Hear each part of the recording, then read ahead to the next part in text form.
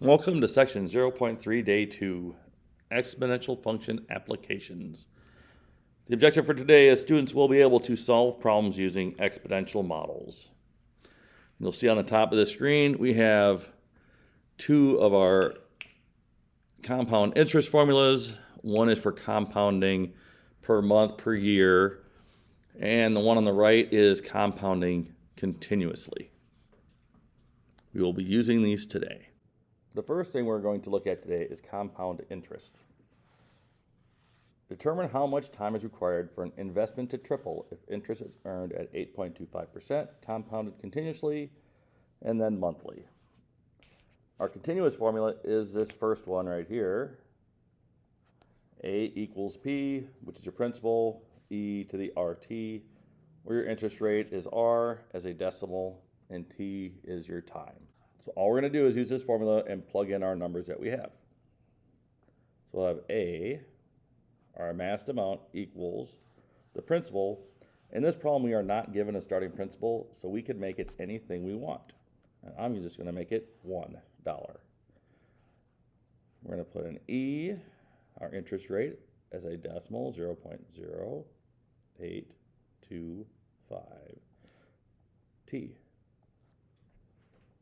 That is my compound interest formula. We're also going to make another equation, and it says we want to triple. So we're going to make our other equation equals A equals 3. The easiest way to do this at this point is to graph both of these on your calculator with the y equals 1 e to the 0.0825 t, and then y equals 3. Graph both of them and see where they intersect using the calculate feature on your calculator.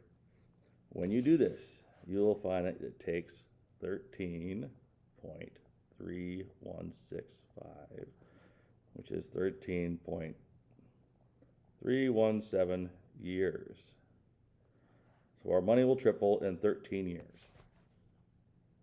The next thing we'll do is compounding monthly. So we're going to see what happens when we compound monthly. How long does it take? So our principal, again, I'm going to make 1. And then 1 plus interest rate, 0.0825, over how many months are in a year, which is 12. And then our exponent is 12t. And I'm going to do the same thing we did the first one. We're going to plug this in to our calculator on the y equals. We're going to put both equations in. We will graph them, use calculate, and see where they intersect. And for this, they're going to intersect at 13.362 years. So with this problem, you'll see that your money actually triples a little bit faster using continuous compounding than it does doing monthly compounding. H being the half-life of the substance. And over on the right, there is a list of half-lives. And if you're needing to use a half-life formula, I will give you the half-life. There's our formula, and we will now apply it. We have the half-life of iodine, 131, is about 8 days. A sample contains 14.2 grams of iodine, 131 initially. So we're starting with the 14.2 grams.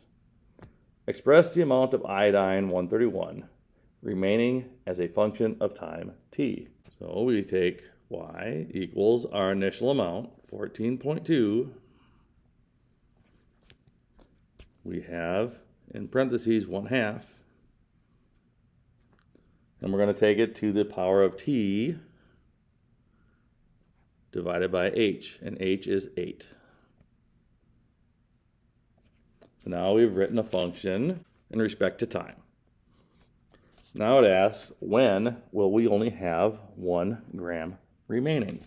So for the same idea on this as what we did on the last slides, is I'm going to use this function here and type it into my calculator. I'm also going to put in y equals 1. I'm going to graph the two functions, and I'm going to see where they cross by using my intersect function. When you do this, you will find out that they intersect at 30.62 days. So in 30.62 days, we will be down to 1 gram of radioactive iodine 131. This concludes section 0.3 day 2, applications of exponential functions. Thank you for watching and have a nice day.